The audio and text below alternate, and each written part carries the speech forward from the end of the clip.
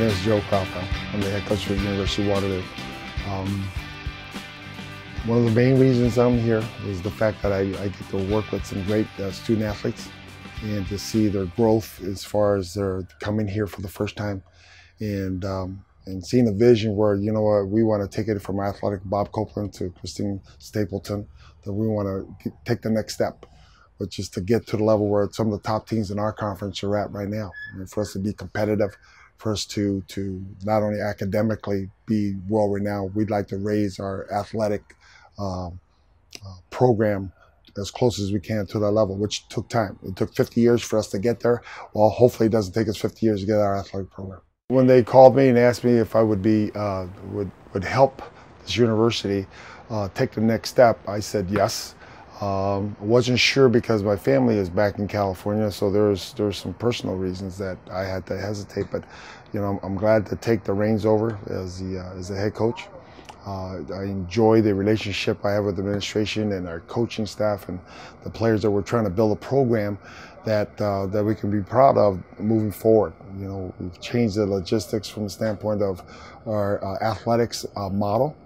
And right now we're trying to create that next step, which is to try to get to the national platform. And to do that, you know, you're gonna have to get committed. And I feel like, you know, this is an easy step for me from the standpoint that been there, done that, but it takes planning. That's kind of why I kind of enjoy just being a coach, because I just had to coach. Now I have administrative responsibilities, and that's just all part and parcel of being a head coach at the university level. I think anytime you're trying to create something from the ground up, not that it is. They've had success here in the 90s, but it took time. It took 7, 8 years to kind of get to that stage where the program is starting to mature. And I think that's one of the things that most coaches, you know, relish, is trying to create and build a program that, you know what, that with patience and with a strong vision, that I think that, you know, something we can be proud of, but it's going to take hard work.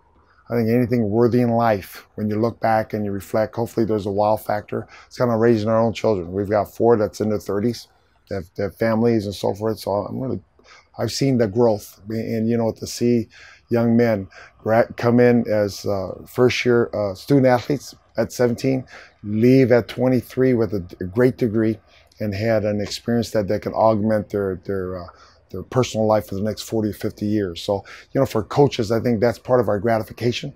The satisfactions that we get is just seeing the growth of people, and being a grandfather, I kind of understand that. And so, you know what, I'm proud to be part of a program that's our vision and direction where we're going to go.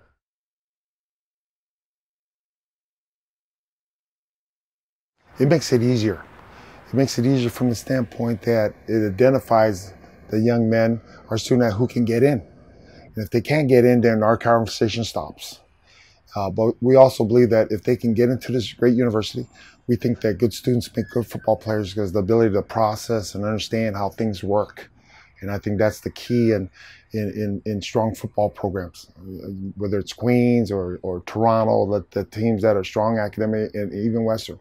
You know, they have and we sell the heck out of our university. Don't kid yourself. We're trying to raise our academic standards to where the academics are. You know, from the standpoint, hey, we're world renowned. We don't apologize for that. When we sit in the living rooms, parents want to know that, hey, mom and dad, your son or daughter is going to graduate from this school. And so that's our number one priority, is get these kids to a 4 or 5 year program and augment that with a great athletic experience. I think we have to live into now. By that I mean, you know what are our short-term goals?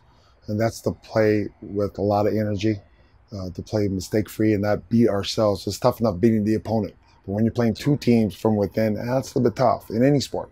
So you know what, and then having the type of student athletes that we have here, we think they can understand that a lot quicker. And so it's the maturity of like an academic student, there's a maturity level as a football player. They're going to have to change their body, get a little bit quicker, a little bit stronger. And then hopefully that's the maturity that we're looking for. And again, there's a time frame there. And as coaches, we're trying to cut that learning curve in half, if we may. For us, where we're at, as far as the team level, we don't look at the scoreboard to measure our success levels. Sometimes you're going to have to take baby steps in life. And we feel that, you know what, our first year players now they're not first year players no more. They have some battle scars. They understand the nature of the OU way. It's one of the toughest conference. We said, hey, the last 3 years, 2 of the last 3 years, the Vanier Cup champions come from our conference. So week in and week out, we're going to have to get out there and prepare and stay a little lucky and not get the injury bug, but it's part of the game. And so, you know what, we thought that it was, in some ways, it was a winning because we had to play players a lot earlier than need be, but they got the experience. So we think for the next 4 years, we're going to benefit from that. And that's our approach. And you know what, we can see the maturity in those second-year players now.